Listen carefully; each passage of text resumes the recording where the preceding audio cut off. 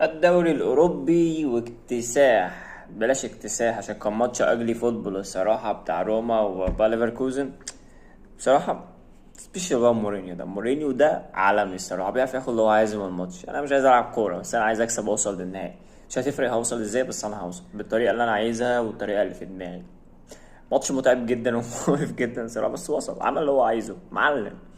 ونيجي بقى الناحية التانية لإشبيلية واليوفي. بحس ان اشبيليه دي ريال مدريد بتاع دوري الابطال، يعني طالما اشبيليه موجوده يبقى الدوري الاوروبي بتاعها. هتلعب مين؟ لو بتلاعب مين ايا يكن الفرقه اسمها ايه، فهي برضه هتوصل للنهائي وهتكسب عادي. حس ان البطوله مكتوبه باسمها، زي ما مكتوبه باسم ريال مدريد برضه اشبيليه البطوله مكتوبه باسمها. واليوفي امبارح غريب اللي انا ما شفتلوش اي حركه يعني. غريب قوي، ما شفتش اي حاجه عملها حلوه وحشه. مش فاهم، ما كنتش فاهم ان اليوفي بيعمل ايه.